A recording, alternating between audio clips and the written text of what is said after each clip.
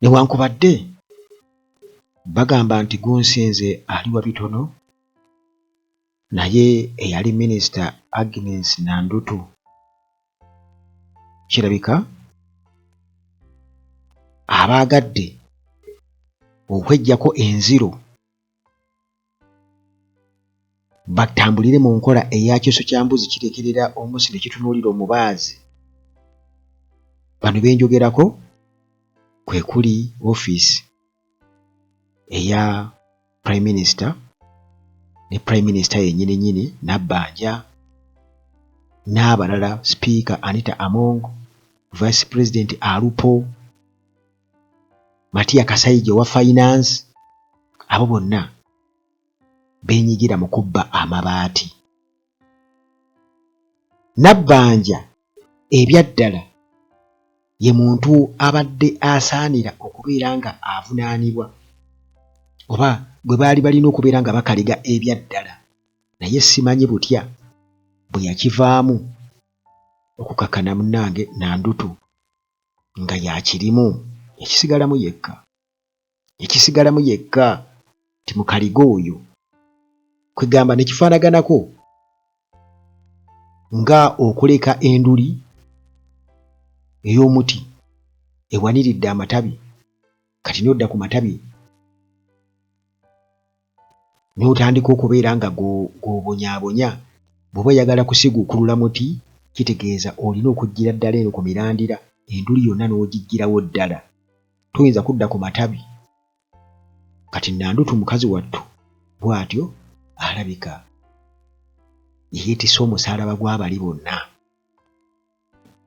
Nabbanja ng'ono ye Prime Minister ate nga mu ofiisi ye emivuyo gino mwe gyayita, nga naye kennyini amabaati yafuna.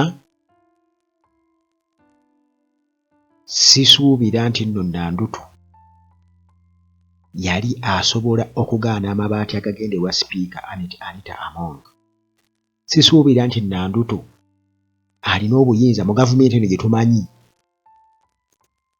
ey'abantu aboogeza obuyinza nga amateeka gatandikira ku bo, okubeera nti nno Nandutu yali asobola okuziyiza amabaati agagenda ewa Lupo Vice President n'agamba tegagendayo, ng'olwedde bagamuwadde.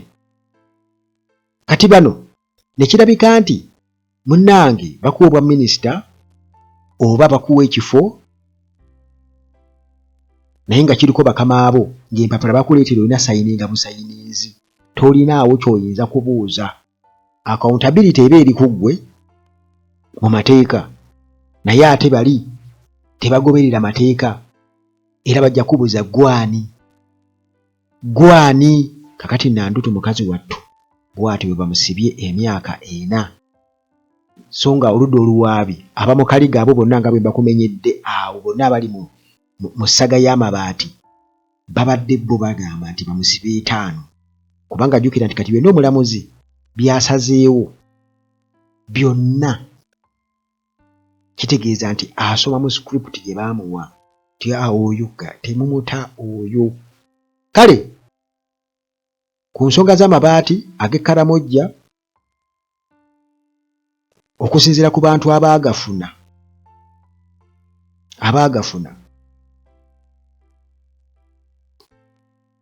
ne baba nga tebalina kye babakoze, n'okusinziira obunafu bwa ofiisi eya Prime Minister bwe yayolesa, ekintu ekyo baali badde bakyesonyiwa bwesonyi. Era singa nze nali General Museveni n'aligambye bwe kiba nti kinene kutuuka ku ekyo,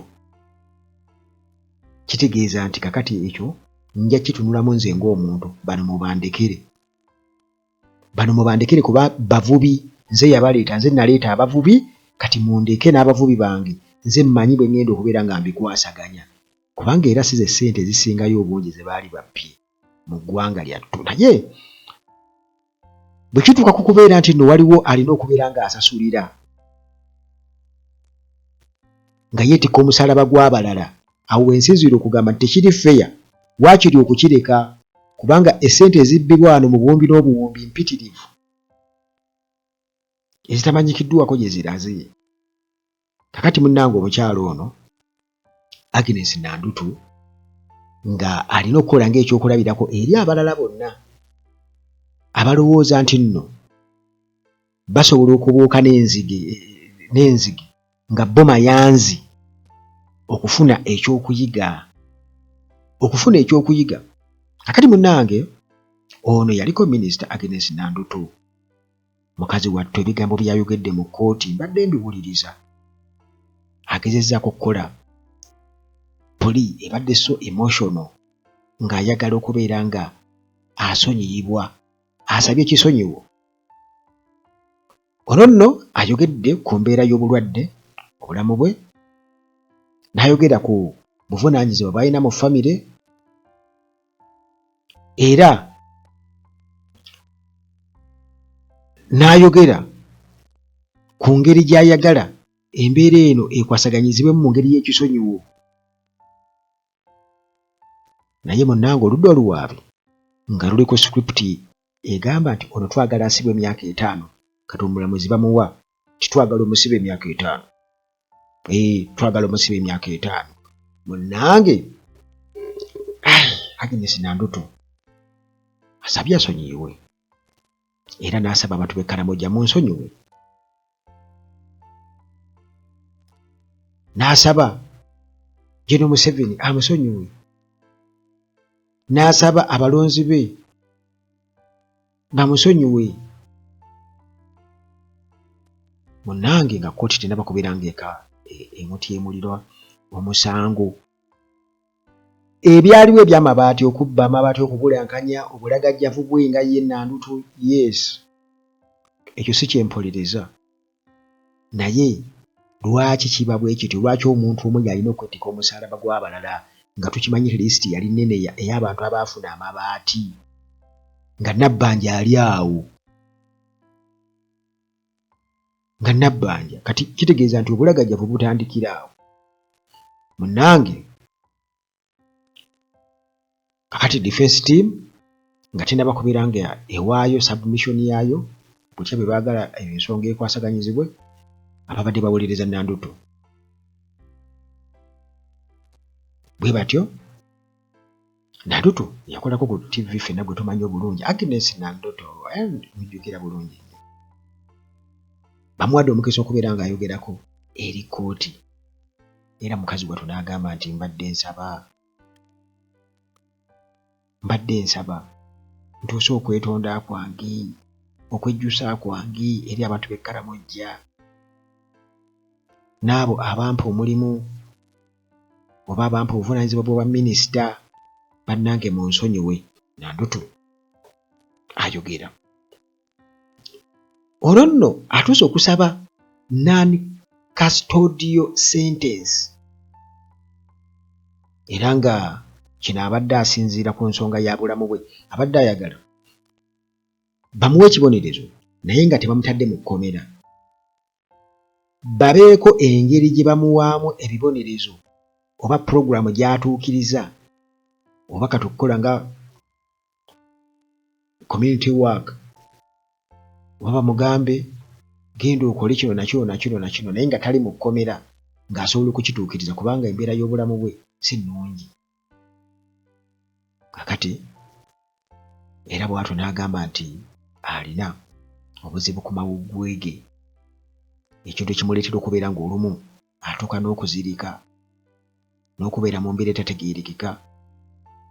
Ono ayongerezaako n'agamba nti single mother, alina abaana 7, era agamba nti maama we alina emyaka 81 yenkana ne General Museveni. Bakuba egyono gya ddala gya Museveni kirimu okubuusabuusa nti yamulabirira sole caregiver. Annyonnyola kkooti byonna ng'ayagala bamusonyiwe naye nga bali borede. Munnange omukyalo ono Nanduto era agambye kkooti mbu amabaati yali yagakomyawo, mbu n'asasula in cash ago agaali gamiisinga agataaliko, era n'agamba nti kkooti ekonsidaringa etunuulire mu ebyo esobole okubeera ng'emuwa ekibonerezo kweba esinzira okubeera nga emuwa ekibonerezo ekisaamusaamu nga bw'abadde asaba ng'ayagala non-custodial sentence. Munnange oludda oluwaabi lwo nga lugamba nedda kooti ono mulina okumusiba emyaka egitasukka wansi w'etaano, mulina okumusiba emyaka egitakka wansi w'etaano. Munnange nga bagamba nti amabaati ge yazza Nanduto yali agalina oba yali agakuumye ewuwe okumala emyezi 9 era nekitegeeza nti omusango yagugenderera mu kuguzza, era nga bagamba nti okugamba nti amabaati yagakomyawo tekirina kubeera nga kyesigamizibwako. Kubanga kino yakikola poliisi emaze kubiyingiramu, olwo n'agakomyawo, teyagakomyawo ku lulwe. Munnange omulamuzi ng'amaze okubeera ng'awuliriza submissions zonna ezo okuva ku njuyi zombi, oludda oluwaabi n'oludda oluwolereza Nanduto, bw'atyo omulamuzi Jane Okuwo n'alagira nti kooti keewummulemuuko ejja kudda ssaawa 9 ogw'oluggulo okubeera okuwa final sentencing. Agenda amala okuba akasimu kamunna mukazi agambye bw'ati ne bw'ati, n'agamba bw'ati ne bali abasajja olowooza basonyiwa. Kwegamba kyengezaako okugamba njagala onkwate bulungi nti bwe kuba kuvunaana bo bennyini tebakyalina buyinza na kitiibwa ekyo kivunaana muntu, kubanga ate bo bye bakoze bingi nnyo. Sisitimu yavunda, tewakyaliwo kubonereza, bano tebabonereza, kubanga singa baali babonereza mu gavumenti eziri siriyasi, kitegeeza abo bonna abakwatibwako ensonga eyo bandibadde babafoosinga okuresigninga oba okubeera nga bakaligibwa. Oyo Nabbanja alina kubeera mabega wa Betayindwa. Alupo, Sipiika Anita Among, buli kiise yakwata ku bbaati. Kitegeeza nti omukono gwalina okubeera nga gumukwatako, naye abamu tebaalinnyako yadde ne mu kkooti. Naye ate nga beeba obuyinza okusinga Nanduto. Ate nga mukimanyi bulungi nnyo nti ofiisi ya Prime Minister kitegeeza ekintu kiba kiyise omwo, kiba kitegeeza nti Nanduto ate ye bali abalabanga bakama be, ate ofiisi eba eragidde aba ayinza kugaana ki, kubanga wantu kimanyi bulungi nnyo nti amateeka bebbo abatufuga, so si nti kkooti tobanga birambikiddwa mu constitution. Wabula Gen. Museveni akeera ku nkya n'alagira bulagizi, Museveni ge mateeka. Mulaba wano e Kampala kati gojja n'otunuulira, for example okuzimba ku mwala, tukimanyi bulungi nnyo ti projekiti ya Muhoozi, ekyo namwe mukimanyi. Wabula yakeera bukezi ku nkya nga balaba nti awo ku mwala tuza okuzimba nga tetuguzeewo. Museveni mbu ne bamuwa proposal, mbu Kiggundu n'amuwa proposal n'akkiriza abazimbewo, ne babeera nga tewaliiwo, kubanga NEMA, KCCA bonna baagamba tebaapuruvinga pulaani ye, katani yagyapuruvinga. Tewali, kubanga bo ge mateeka. Naye nga ekituufu kiri nti nze nga Uganda Atalaje bombuuza nti owakanya okuzimba ku mwala gwe Nakivu, nja kukugamba nti saali kiwakanyizza, kubanga gwalirabise bulungi nga mubikkeko.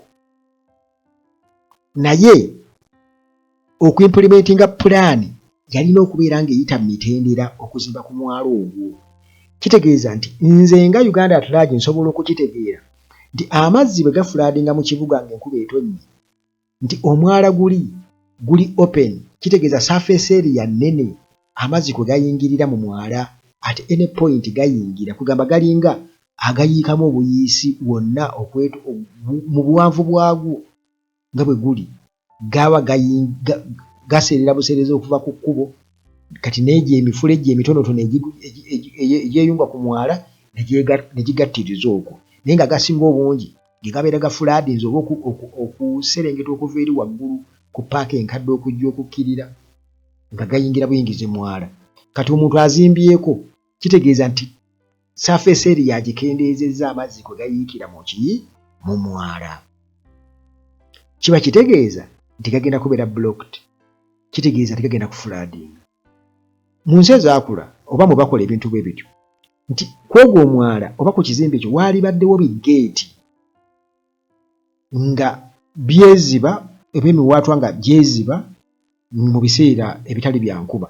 Kati enkuba bw'etonnya nga gyeggula amazzi nga gayingira, gasobole okubeera nga gayingiramu ku speed galeme kuba nga gafulaadinga. Okitegeera naye bano bwe bagezaako okutereeza nga bamaze okuyingiza amazzi gamaze okufulaadinga mu kibuga kati basima emyala. Bwe mulaba Kiggundu kati kye kyebadde ekizibu okukola, omwala mugazi n'okukola ki? Tewaliwo kyasolovingibwa n'okutuusa kati enkuba bw'eddamu okutonnya kati Kampala era ebintu by'abantu bikyafa. Kakati bano abakaaba ba Anatalia Oze n'abalala gw'osuubira okuba nti nno bayinza okusasulwa. Bayinza okusasulwa, ani alibasasula? Tewali. Kakati ebintu bwe tebimenya amateeka. Bannayuganda babuyabuya nga be bawaana, mulaba ekibuga bwe kifaanana. Mwenene mwogera. Naye tunuulire ekibuga ng'enkuba etonnye. Kale nze ndaba wano e Kampala gavumenti ya Museveni ng'otandikidde ku Museveni kennyini amateeka mu kugamenya gatandikira ku ye. Kati ekyennyanja kyavunda dda ku mutwe, kitegeeza ekyennyanja kyaduda okududa oba mukumanye ekyennyanja bwe kiba kyonoonese kiba kiduze. Kakati Museveni ne gavumenti ye baaduda dda, bano baaduda. Munnange Nandutu era ababuyabuya kale bakyamunenya okuba nti nno wabba amabaati amayitirivu ennyo, nti abantu gw'oyogera ku baana b'omusanvu nti n'Abakalamojja nabo bayina abaana bali mu 10,000. Kati waliwo embuzi pulojekiti gye baabawa embuzi Abakalamojja, embuzi baalyanga ndye, baagamba embuzi nga tezisobola condition z'Ekkalamojja. Kati ate eyo loosi yo ani agikavaringako, ani yalowooza ekyo? Tulaba amasomero Ekkalamojja, abaana abazadde be beezimbira amasomero, gavumenti erinawo UPDF nti egenda eri mu kuzimba amasomero, kuba UPDF kati gye bawa contracts ezo zonna. Kati waliwo ekitategeerekeka. Amabaati gye gaasaasaanamu gende wa Anitamu, gye gaasaasaanamu gende wa Lupo, gye gaasaasaanamu gende wa Kasayija, gye gaasaasaanamu gende wa Kadaaga, gye gaasaasaanamu gende wa Nabbanja, bonna kitegeeza balina okukuba ttooki mu kintu ekyo. Kiba kitegeeza nti kakati kyali kigeze nnyo okubeera nga bakiteeka ku muntu omu nti Nandutu, kuba Nandutu naye ali answerable eri abalala ate nga bali bakama be bwe bamuwa empapula okusayininga nti ayinza okugaana. Kati ago ge yatwala Ekkalamojja, kale yes yagatwala oba n'alwawo okugagaba, naye ate mu kulwawo okugagaba kubanga bagamba nti already oba yali badde nga assistant we yawadde obujulizi obumuluma obumuleetedde okubeera nti gumusinga. Kati naye okukkiriza okuba nti yagakomyawo agamu, naye nga ate si yekka yagakomyawo, ne Anita Amongo yagakomyawo, ekikakasa nti bujulizi yagafuna. Naye newe bagamba nti ate omukulu tasobya.